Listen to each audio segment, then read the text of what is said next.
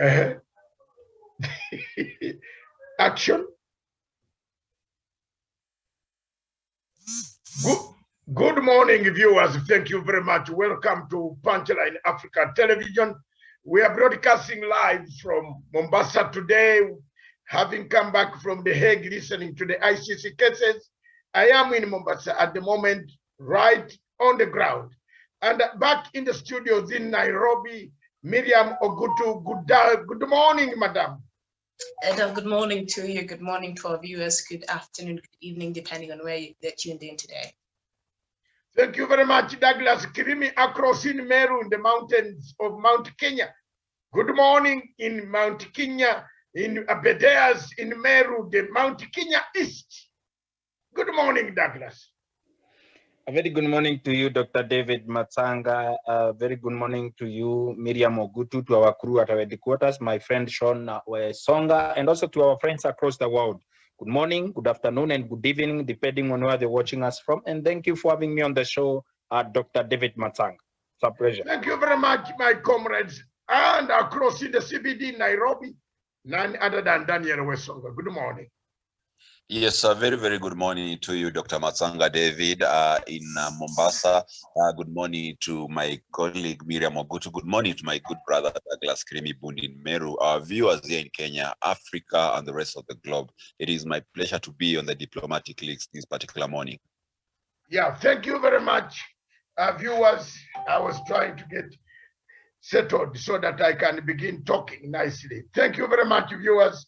This is a show that we want Africans to understand that we go behind the enemy, not enemy, but diplomatic lines to find out what is happening in our diplomatic circles. Of course, you have seen the talk about the cows and the cows running in Congo between Kenya and the Democratic Republic of Congo. Are there cows in Congo? They have a lot of trees and the weather is so good. Why are there no cows in Congo? Thank you very much. We shall look at that one. But today, our main topic, Miriam, is one. Sorry, we shall do that later on, maybe tomorrow, this week, or next week. But our main topic today is diplomatic leaks. We are looking at the handshake. Is Africa discovering a new way of leadership? Is Africa thinking differently? Is Africa aware of the difficulties that they have? Are Africans beginning to sort their problems differently, Miriam? Are Africans thinking again about democracy? Is it competitive democracy that runs a country? Pitting ambition against ambition, does it help anymore in Africa? Are we not discovering what Nyerere called ujamaa? We shall look at Tanzania today. Mr. Lindu, or Tindu, is it Tindu? The opposition leader who fled, who was treated in Aga Khan Hospital, somewhere around there, in the Aga Khan Hospital in Nairobi, after he was attempted assassination in Dar es Salaam. Finally, yesterday, is Tundu Lissu. Mr. Tundu Lissu, a great friend of some of us. I know him personally. I've debated with him, and I believe Wesonga and the editorial would look for our interview on 47 TV. Immediately, the following morning when Mr. Magufuli had died, the comments that he made were very outrageous. But I'm very impressed that today Mr. Tundu Lissu is now going back home to Tanzania. Yesterday, Mr. Tundu Lissu met President Samia Suluhu in Brussels, Belgium, on the sidelines of the inn. I will not make any comments, because if I were to make comments, I would tell the leaders to leave immediately.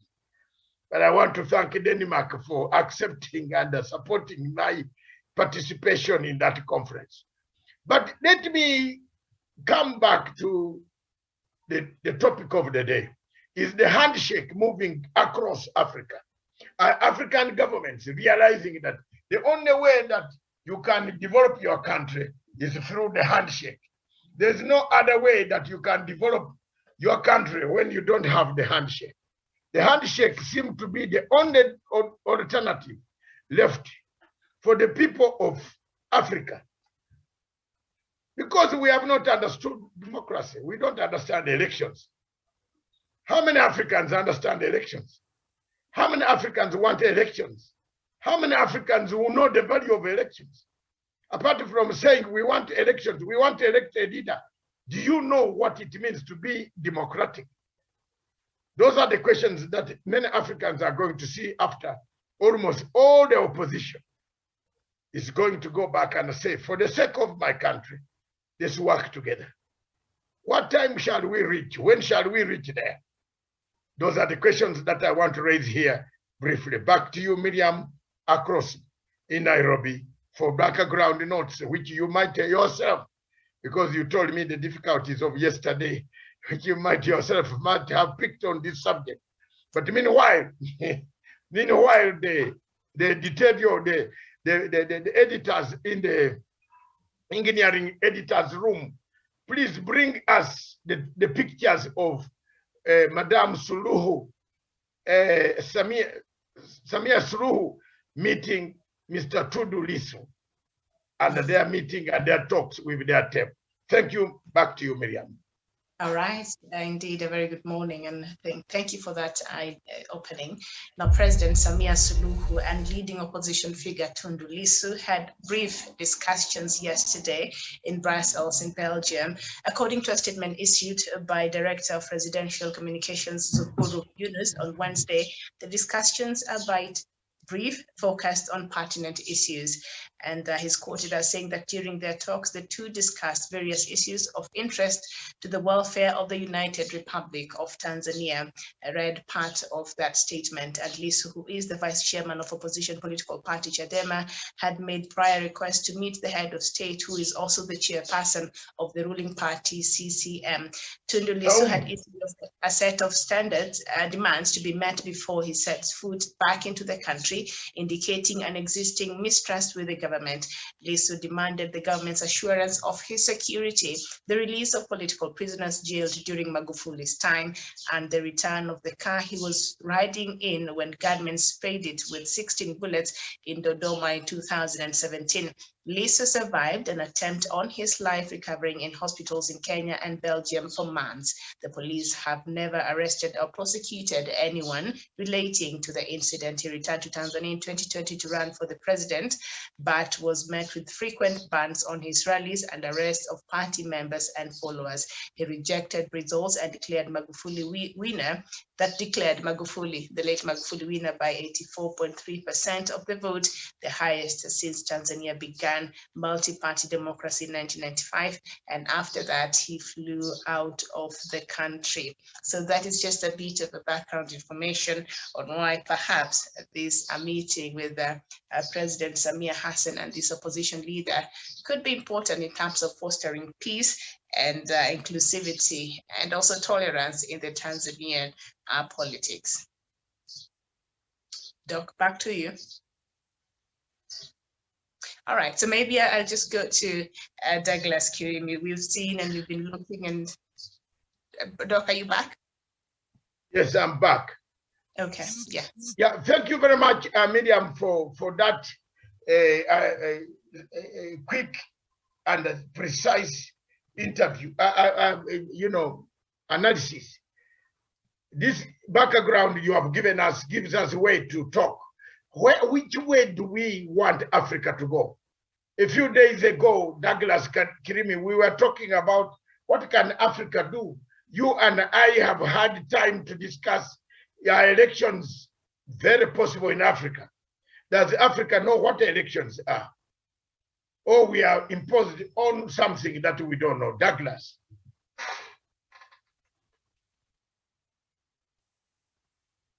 Douglas Kirimi. Daniel Wesonga. Yes, thank you so much, Dr. Matsanga. And of course, whatever happened in Tanzania yesterday, it's a very, very good sign or show of how Africa East Africa in particular is re-emerging from the retrogressive culture where the opposition leaders and the sitting presidents could not actually see eye to eye.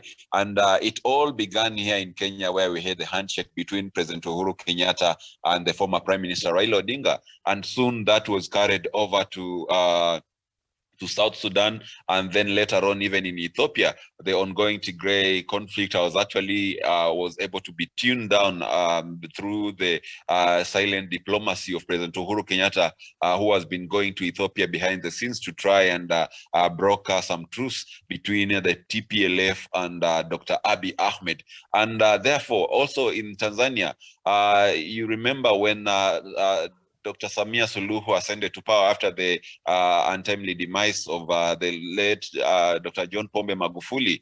She was actually invited here in Nairobi, Kenya. She has been having talks with President Uhuru Kenyatta behind the scenes. And I believe those could just be the fruits of the silent diplomacy of President Uhuru Kenyatta in Tanzania. And he is also has been in the position of the UN Security Council and permanent member chairmanship position. And I believe through that influence, Kenya is seen as a harbor of hope and peace in East Africa. And therefore, President Uhuru Kenyatta has been up to the task of his new role of being a paragon of peace and diplomacy through the East African member states. And to me, that is a very, very big milestone. Bringing Tundu Lissu together with Dr. Samia Suluhu Hassan is actually a new beginning for Tanzania. And we believe that this is going to take Tanzania up to the whole new level where they'll be able to speak in one language and be able to focus on developing the country and being able to bring up a very, very robust and vibrant economy back into the country. With the leadership of President John Pombe Magufuli, realized that the economy was doing well. He was working. Witness who testifies before this court. Working of Tanzania, but nonetheless, the country was divided. We had an opposition which was actually working against the government of the day, through foreign NGOs and all those people who support the backdoor regime changes. But with this new handshake, we believe the opposition will be able to align with the government of the day and to support Dr. Samia Suluhu Hassan to be able to accomplish whatever legacy that the late President John Pombe Magufuli had for the people of Tanzania. So to me, Dr. Matsanga, to answer your question, I believe Africa had been given to the hands of foreign puppeteers, but now we are actually walking towards the path of reclaiming back our sovereignty as a people. You can see whatever is happening in West African Francophone countries. They're actually moving away from these leaders who have been appointed by the French hegemony and who have been placed there to simply and solely surface the interests of the Western powers. People are refusing to bow down to this kind of leadership. And therefore, there's need for these people who have been serving the NGOs, people who have been serving the Western powers to rescind and be able to come back home and work with the elected leaders of the day. And that is what we've been seeing across Africa, East Africa and Africa at large. And my hope is that many other African countries will be able to emulate this particular handshake so that we are able to see the kinds of Chamisa who have been sabotaging the government of President Ed Mnangagwa coming to have a handshake with him, disowning their past bad behaviors and changing their ways and turning onto a new leaf. We are expecting the same to happen even to Bobi Wine in Uganda, or maybe in South Africa we have Julius Malema doing all the same and coming back to work for the goodness of their countries. That is what we need to be able to foster peace, unity, and prosperity of purpose in our African continent. So to me, Dr. Matsanga, it is a very good sign and a sign that points towards Africa reclaiming its sovereignty. I submit. Yeah, thank you very much, my colleague. Daniel, you raised a key issue. Malema cannot come because of Malema, the South African democracy is already wide. It is well done. The only thing Malema can do is to agree with what ANC has said or disagree with it, and they move ahead. That one is already a handshake. A handshake solved by the framework of elections. What is the South African type of elections?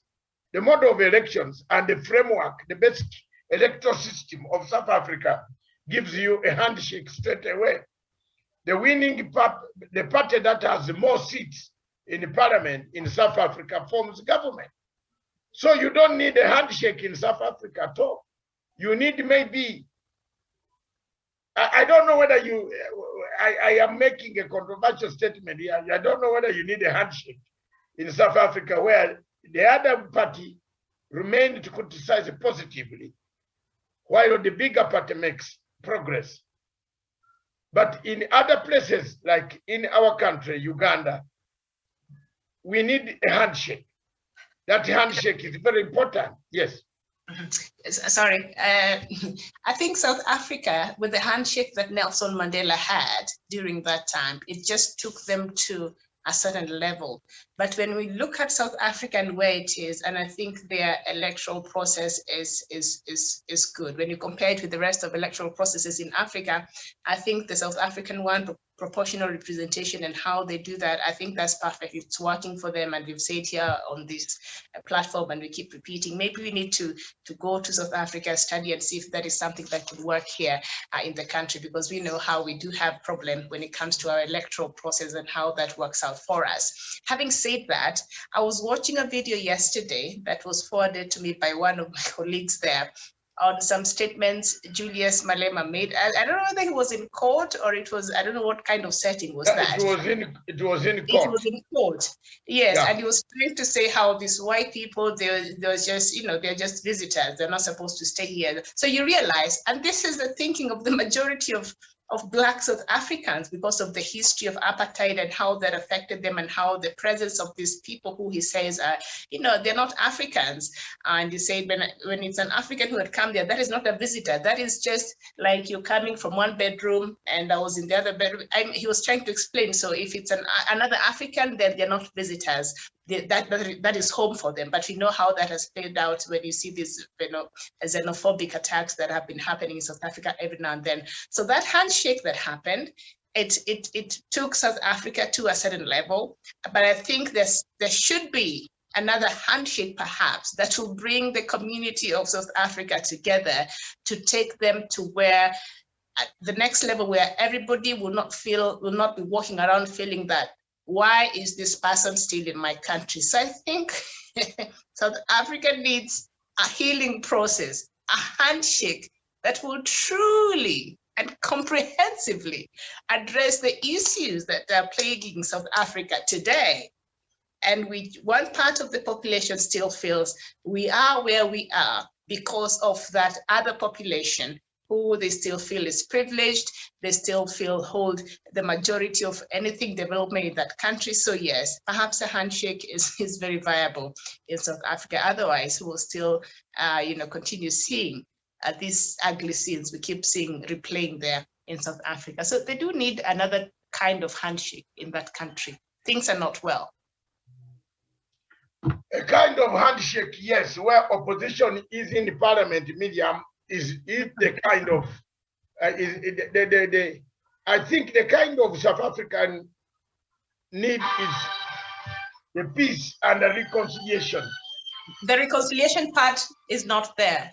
They're not reconciled. They're not fully reconciled. They think they're reconciled, but from what I had Malema say, that country is not reconciled at all.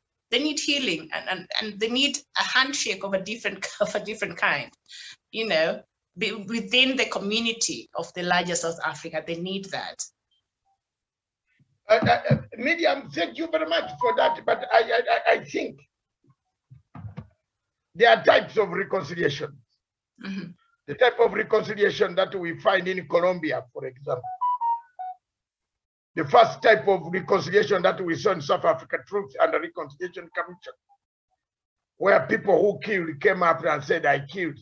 The type of reconciliation that we see in Rwanda, for example, where Gachacha courts worked out to make Rwanda a possible united one nation called Rwanda. The type of reconciliation that you see in Uganda today between the Road Resistance Army, the perpetrators of heinous crimes, versus the victims living together in Uganda today. That is the type of reconciliation maybe people are talking about. But the type of reconciliation that is needed in South Africa is to harmonize ideas. Harmonize the ideas. When you see Malema saying you are still a visitor when you came here 1652. 1652 is when the first settler arrived in South Africa, that you came in to drink some water, then you stuck there. This is exactly, but the words maybe Miriam, you had the same clip. Yeah, so maybe they're still waiting for this visitor to continue with his journey and leave the country. The journey, yes. Then when it went further for Malema to be asked whether they are still, he said, yes, you are visitors, but we are Africans. We have never moved from this continent to go to somewhere else. We remained here. But you are African, you are the visitors who came to our continent. Therefore, we are waiting for you to move on. You stopped here for food. You stuck here. So now can you move on and go? So perhaps what we should do and think about South Africa now is the government there should work out to remove this xenophobia system. The type of what is happening in South African politics, xenophobia, it is not only targeting African whites, it is targeting even Africans. When Malema speaks like that, his followers target even Nigerians, they target Mozambicans, Kenyans, Somalis. There's another clip, I don't know whether you saw it, where they say if they don't move today, we have tires. They have collected tires to put tires on them. So it is possible that time has come for us as Africans to look at what type of model we want, because the model of elections has collapsed. For sure, elections, look at the shambolic way that Kenya is preparing its elections. Look at that. The shambolic way that Kenya is trying to do its elections is a very, very big worry. And it worries quite a lot of other people. So when you get to this point, there is no way that you can say Africa should not change. I was very impressed with what Madame Samia Suluhu was doing in Brussels. He was candid. But look at the type of handshake that the studio can bring, several types of handshakes. Bring Raila's handshake on the screen. Bring Matsanga's handshake with Museveni. I think, Miriam, we should not forget that. We can go back to the handshake back in the only thing that I did not receive out of that is the handshake was my payment for my money, which I still cry up to today, and I have not received a penny. They keep on telling me they will pay, they know what the problem was, but nobody has ever come back with that money. But still, the peace in northern Uganda holds on, holds on. You can talk about Uganda having several other difficulties, but not Uganda having a war again now internally. We have difficulties of deficit of democracy. And we should be discussing some of these things, Miriam, intellectually. I am not going to discuss on this TV, Miriam, I'm not targeting Kenya. I'm not going, my fellow Ugandans want me to discuss condemnation. I'm not going to condemn without saying, I will condemn things that are bad, like the beatings that are taking place by a few individuals who go on and beat people. But I will not wholesomely condemn that there is nothing that has happened when there is water. When my mother is drinking water in her compound, piped water, I can't condemn the entire government that it has not done nothing. I left that country when there was no piped water. But today my house, our houses, my mother's house, the house that I'm trying to build, there is water being used. When we buried my brother now, water, electricity was there in those places. Everybody enjoyed. Up to today, people are still dancing in disco. Because the ceremony has not ended yet. It will end maybe tomorrow. People come and listen to see how, whether in African culture, there is water, there is electricity, the roads have been done. But I can condemn specific things like the beatings. When someone, a group of men who are uncouth in every society, even in New York, they beat people. If they catch you very nicely, police can beat you, can brutalize you. In fact, in New York, they kill.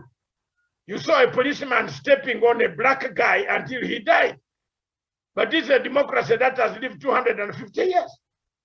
In Britain, if you do wrong and you threaten the police, the difference in Britain and Uganda is that the people that are being beaten are not threatened. They don't threaten the police. The police comes and then a section of intelligence people are beating people. They beat people. That is something that I don't think the president of Uganda will come and say, this behavior is very good. It's good to beat them. No, but there's a section of people like in Kenya here. There are some policemen who are also crooked. You have seen some of them shooting people. You have seen some of the dead bodies in Yala River. You have seen so many things. These things do happen. But the point of reconciliation that we are talking about, seeing the Tanzanian model, the Ugandan model, seeing the Uhuru Kenyatta and the Raila Odinga model, we want it to be extended to Ethiopia so that Ethiopia medium can get that type of handshake. We want it to be extended to Somalia so that Somalia can get that type of handshake between the president of Somalia, Faramajo, and his Prime Minister Robi, who are at loggerheads. So if we look at the Renamo agreement, for example, between the leader of Renamo and Chisano in Rome, those are the type of negotiations, that handshake that we are looking for. If you look at another handshake that took place, the greatest one in Africa, in West Africa, you will find the relationship between Gabon, between Jinping and the President Bongo of Gabon, where elections had divided them. They came back and realized this country is theirs. Let them go back. So until we receive that type of handshake of Raila Odinga's type, Mathanga type with Museveni, which occurred in 2008, although I came out crying, there was my money that of allowances were not paid up to today.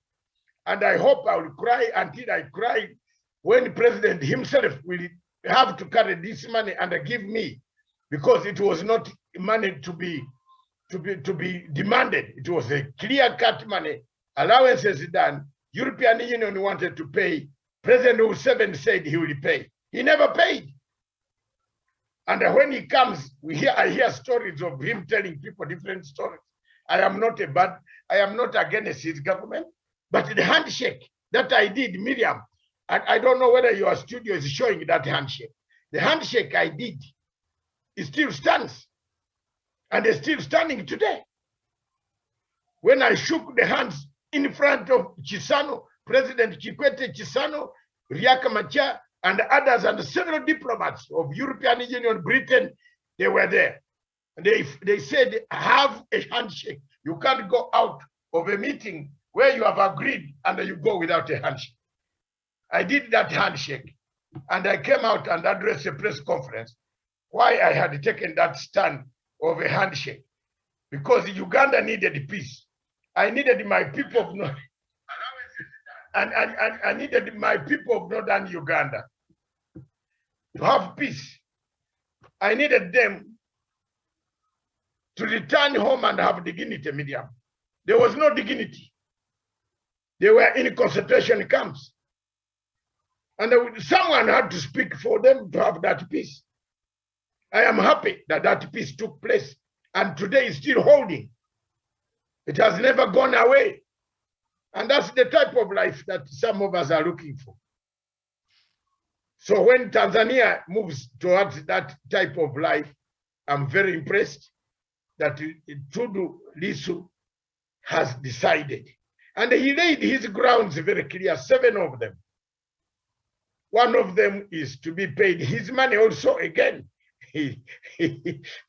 Miriam, there is this element of money. I don't know how you handle it, but there's an element of money when you leave, you lose almost everything.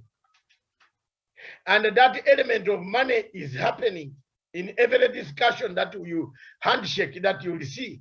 The only one I didn't see about Raila and Uhuru, there was no money involved. I've never seen any money that was paid. But all of this handshake, Matsanga's handshake, my money was supposed to be paid. It wasn't paid. Mr. Tundu Lissu is talking about the money. In his 7 points he presented from democracy, human rights, release of their leader, the chairman. You see, Douglas, it has never been paid. And I thank you very much for the comment. We are calling you in to say we are calling you much earlier, but you didn't turn up. So these are some of the things, Miriam, as you rightly put it, Malema also equally should come to an opinion that the whites who are in South Africa have lived there long enough to be South Africans. There is no way you can tell them to live, that they came with bread, to eat some bread and have a stopover. So they should move on. I think that is an incitement that is leading to, I don't know whether that tape of Malema is there. We could show it for briefly. And then Miriam, we can, I don't, if you have it, send it to Stephen. Yes, I think Stephen must be having it. But before they play that, maybe we, Douglas could give us his thoughts on this new handshake. And as you do that, Douglas, the politics of tolerance in Africa, that is something that is lacking. A lot of governments are very heavy-handed when it comes to opposition, and anybody who has a divergent view, it's not very accommodated. And I think a lot of times people have criticized President Uhuru Kenyatta here, calling him a lame duck and all that. You see people calling him name. But President Uhuru Kenyatta, as he says, and he continues to say, Kenya is a country that operates on the Constitution, and he respects that, meaning he respects people's rights to freedom of expression and all that. But of course, as long as these freedoms are not hateful and not insightful and not detriment for the peaceful existence of this country, he allows people to say whatever they want to say, because that is part of our Constitution, and he respects that. So that level of tolerance, is it very important as far as, the African political scene is concerned? Douglas. Miriam, and sorry, I had a technical reach before, so I couldn't get in to contribute. For Tundu Lissu and President Samia Suluhu Hassan, my favorite president outside President Uhuru Kenyatta, because I've also seen the transformation that she has brought to Tanzania, and also she has heeded to what David Matsanga and others around the world were calling on, to be able to stop the reign of terror on the opposition leaders, and also embrace them because they are also our brothers and sisters, except that they are in their own country in Tanzania, and also to let the rule of law take its course, and also permit democracy to grow in Tanzania. For us to be able to see a man that had, I think, about 24 bullets or 17 bullets pumped into his body, shake the hand of a person that was the vice president of Tanzania, the Republic of Tanzania, when President John Pombe Magufuli was president, and he had accused the administration of the fourth president of Tanzania, President John Pombe Magufuli, that him and his administration and were trying to take him out and also silence the opposition. To see Tundu Lissu shake the hand of the new president of Tanzania after the death of Pombe John Magufuli is a new era to the politics of Africa, the advancement of our cause as humanity, and also a lesson that they have picked from the Republic of Kenya. And we thank God that our country was one of the leading countries, I think, in the region to allow political rivals to come together, shake hands, and also embrace development, embrace politics of advancement, and also embrace political tolerance in their country to make sure that countries move together and also growth is allowed in that country. I agree that for us to be able to see a more prosperous Tanzania region, including our republic in Kenya, we need to be able to allow politics of tolerance to come into play. Because at the end of the day, Miriam, if we do not do that in Tanzania, for example, dissent is never allowed in Tanzania. Dissent by the CCM party, Chama cha Mapinduzi, is never allowed. Their leaders do not want to be criticized. I want to agree with my thought pattern that today, what I'm seeing in Tanzania is an allowance for politics of progress, prosperity, and also peace, so that the people of Tanzania can coexist together, be tolerant of each other. Tundu Lissu may have his own radical ideas on how to change the country. CCM may be moderate and also may be conservative on how they are going to grow the economy of their country, grow their political space, and also the social well-being of the people of Tanzania. But that should not lead us to the scenario where we saw Tundu Lissu being taken out, or people trying to assassinate Tundu Lissu, and others like people like Freeman Mbowe, who have suffered under the hands of the government in Tanzania. We want to see a drawback from the same. We want to see the government of Tanzania taking its hand off the opposition and also allowing the opposition to continue thriving. The fact that there's an opposition in Kenya does not stop the president of the Republic of Kenya shaking hands and also calling the Right Honorable Raila Odinga his brother. The fact that there is an opposition, people who are not elected, people who lost elections from president to MCS, does not mean as a country we cannot embrace each other and coexist as a people, one nation, and under one God. I agree, and I also believe that as soon as President of Tanzania touches down in a motherland, they can be able now to get Tundu Lissu back to their country, so that Tundu Lissu can also contribute a part of his contribution into the growth of their nation, and also Freeman Mbowe to be allowed to freely enjoy his freedom as an opposition leader and first as a Tanzanian, and also for us to be able to now take Tanzania where we would want to see it, even we as friends of Tanzania, we as the friends of Tanzania from the East Africa community, the people of African descent, and also our continent is happy when we see this kind of politics being permitted in our neighboring country, as was exposed in our own country by the Right Honorable Prime Minister Raila Odinga and the President of the Republic of Kenya, His Excellency President Uhuru Kenyatta. And Miriam, to note that for President of Tanzania to embrace Tundu Lissu, she is going to face a lot of problems. She's going to face a lot of resistance from anti-Rhinas, CCM anti-Rhinas, and also people believe that the people like Tundu Lissu should be taken out. Even the president himself confessed in a recent State House meeting where he met young people, over 6,000 young people across the nation, and where he told us that he faced a lot of problems. He lost some friends, and some friends said that this is not the right thing to do.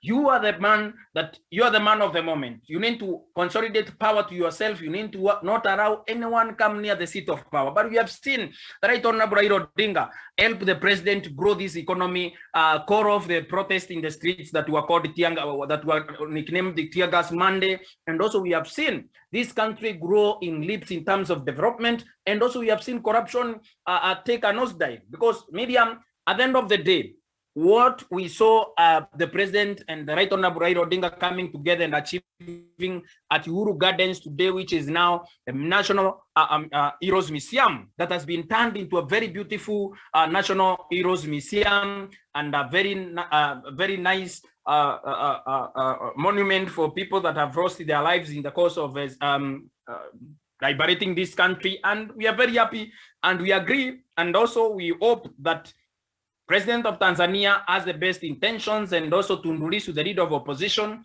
and that their country can also be able to benefit in terms of development, and also the peaceful coexistence and tolerance that has been able to be seen in the Republic of Kenya. I have never seen an opposition leader work hard in hand with the president to benefit the people of their country like in Kenya. I hope the same is going to be replicated in that country, and the people of Tanzania will be receptive of the handshake between Tundu Lissu and their president, and they are going to escalate it into the handshake the way we have seen it, coming together, working together for the sake, and for the benefit, and also for the welfare of Tanzanians. I submit. Okay, very well. Thank you so much, Douglas. Very well said. Daniel Wesonga, the politics of tolerance, the handshake and coming together, and inclusivity. And inclusivity doesn't mean I have to think like you. I have to have the same opinion as you. Inclusivity means we all are different in various ways, as long as whatever we stand for is not pushing for incitement or hatefulness or all that. But we should be very accommodative. And what we see now happening in Tanzania, just to piggyback on what Douglas have said, this could be one of the reasons why President Suluhu has been getting a lot of resistance, because she wants to do things differently. Perhaps she wants everybody on the table, but the diehards, hardliners, and maybe who look at things the way the former president used to look at, are not open to a new way of doing things in Tanzania. But the importance of that, Daniel. Yes, absolutely, Miriam. I believe there has been some kind of way things have been done in Tanzania, and especially those people who are in the CCM party, who have been used to politics where they do not tolerate maybe whatever comes from the opposing or resenting voices in the country. And that perhaps could have its implications on the country in terms of progress and cohesion. Remember, development and economic blooming can only happen in a country where there's peace and stability, where we do not have people marching to the street whenever they feel disgruntled and maybe destroying property, attacking one another, and denting their international image. But like Douglas has said, inclusivity actually should mean where maybe we don't agree on certain matters of principle, but nonetheless, we are able to allow each other space to be able to operate and be able to express their ideas. But we have to draw maybe a line between maybe inclusivity and having renegades, like the scenario we have in Zimbabwe. You know, when we are having people who are having dissenting voice against the government, actually going ahead to calling sanctions against the same government that they are protected with, or maybe the same government that they actually on the same country rather, where they earn their daily bread from. So that one has to, a line has to be drawn. Look at whatever is happening in Kenya with the proponents of the deputy president. They are actually people who are working to sabotage the government of the day through the international NGOs. We actually have a deputy president also who is disagreeing with the government of the day, but in so doing, you actually find out that he is actually also sabotaging the projects and the goodwill that should be there to enable the president perform his duties and leave a legacy behind. So we should allow this kind of inclusivity where people are allowed to have divergent opinions, but nonetheless, these divergent opinions, like you say it, Miriam, should not maybe reach at a point where it now culminates into incitement, violence, and maybe backstabbing and sabotage within or outside the government. So I believe these are very, very moving in the right direction, and Tanzanians of goodwill should actually support this kind of handshake between Madam Samia Suluhu and Tundu Lissu,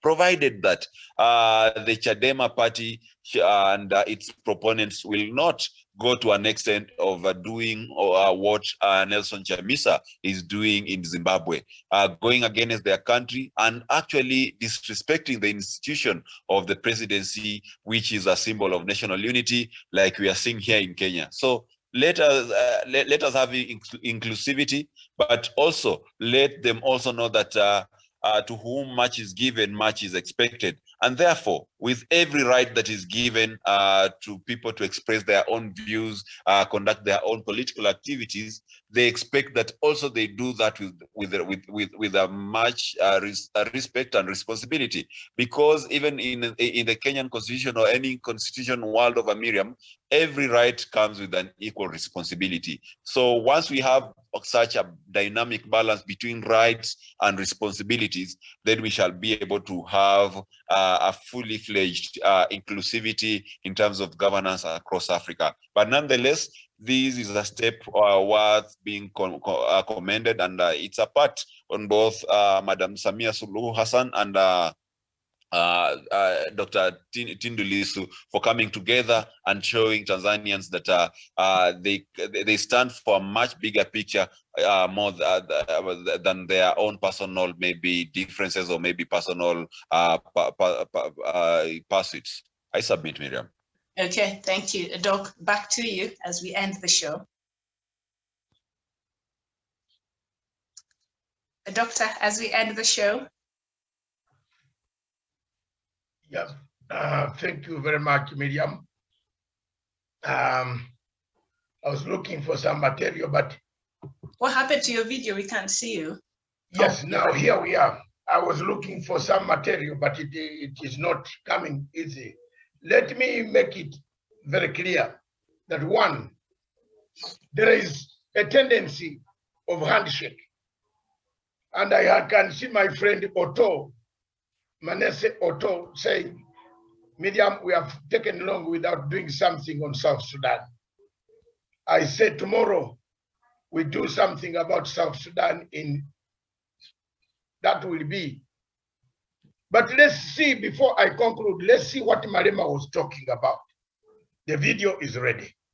But tomorrow, remind me, Miriam, set up the South Sudan topic. There is need for South Sudan to be brought again on international radar system because some things are going wrong. Thank you. During evidence in chief, Mr. Roots testified about some of the speeches that you have given, in which you describe white people as visitors in South Africa. Is that correct? Absolutely. Now, how do you reconcile this constitutional notion that South Africa belongs to all who live in it, and that white people are visitors in South Africa? You arrived here as settlers in 1652. It's a historical fact. And you were using South Africa as a refreshment station. You were not here to settle. You were passing. Because of our Africanness and the spirit of Ubuntu, we have embraced you and we have shared our land with you. And we have accepted that you have naturalized in this country. But it doesn't change the fact that you came here as a visitor. So let me ask you that, let's clarify that. Yes. Do you accept that there are many people in South Africa, black and white, Indian colored, Chinese, who came to South Africa from another country at some point? Not blacks. Not blacks. We came from one country called Africa. Ah. Huh? I understand. So in other words, the claim is anyone who is on the continent of Africa belongs in South Africa. Is that correct? Was not a visitor. No. South Africa is Africa. We are one country called Africa. This South Africa you are talking about was imposed on us. So we didn't come from anywhere. Speak for yourself. We didn't come from anywhere. There's no African who came from anywhere. We came from here. I mean, my Lord, I cannot come from the second bedroom in this house, and then I find you in another bedroom in the same house, and then you say I came from somewhere. In the same house. I didn't come from somewhere. I was sleeping on the other side. Why, here.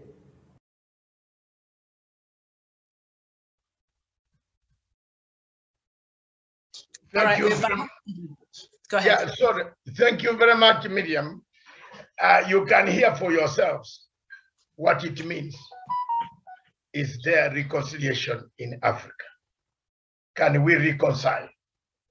Is South African model, which Miriam talked about, does it need us to move? Which direction do we move now? Look at what Marema has just said. Even in a country where there is democracy, even in a country where the voting pattern has been arranged, that the highest party takes the presidency, the one that wins more seats is the one that forms government. People are still talking of further reconciliation. Does it need us to reconcile now to avoid future destruction? That's the way I want to end, by thanking Tanzania and by thanking President President Samia Suluhu for making strides towards this. Already, you know, Miriam, she sacked the Speaker of Parliament, who was actually part of the problems that Tundu Lissu had. That Speaker sacking made way for her to come for reconciliation. And remember, Tanzania seemed to have moved from the Nyerere era, or returning to the Nyerere era in another mixed hybrid operation. It's a hybrid type of resolution of conflict. We go back as Tanzanian, utu, tukue na utu wa Tanzania. Lakini utu ya zamani iweze kukua utu ya leo. Tukue na utu, lakini utu ya zamani iweze kuwa utu ya leo. Lakini utu na baki utu. Nimekula Kiswahili mzuri hapo bwana. Asante sana. Douglas Krimi, you are shocked. My Swahili and Daniel Wesonga and Miriam is improving day and night. Hutu ya zamani si hutu ya leo. Tunaweza weka hutu ya zamani na hutu ya leo. Biblia inasema huwezi kuweka nguo chafu kwa nguo ile mpya. Kama unaweka nguo chafu kwa ile mpya, ile ya chafu ita destroy ile mpya. Tukue na utu, lakini utu ya zamani ya ujamaa huwezi kuwa utu ya leo. Kwa hivyo Mama Samia Suluhu anatafuta utu ile ambayo watu wa Tanzania wanaweza kusema hii ndio barabara tunataka kwenda. Kwa hivyo barabara ndio hiyo tu. Barabara ndio hiyo tu. Barabara yetu Afrika namna tuwe naenda. Wale wa Kiswahili, wale wanasema Kiswahili hapa Afrika ndio barabara tunataka. Kama huko mtu ya opposition hapa Afrika, jua wananchi wako wananchi, kama wananchi wako kwa ruling party au opposition party, vyama vyote ya mtu ya ile nchi. Kwa hivyo kama mnataka amani, tuende polepole, tupate amani, turudi pamoja, tuanze kufikiria maisha ya watu wa binadamu, wale wenye wanapata shida kila siku.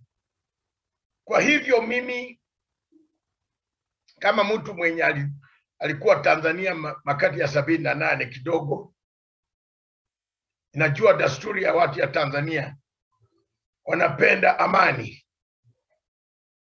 There is one single thing that has come out of this program today: unity of purpose, Miriam, which Malema does not give us.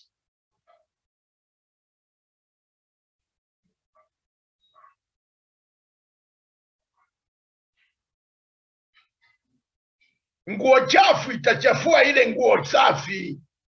Asante sana Bwana Otto Manes. Nguo chafu itachafua ile nguo safi. Kwa hivyo tunatafuta ile medium pale, tukue pamoja katika Sudan, South Sudan, Dinka versus no. Tutatafuta amani, tutapata amani namna gani? Ndio hiyo topic ndio tutaona kesho. How can peace return to South Sudan tomorrow in our diplomatic show?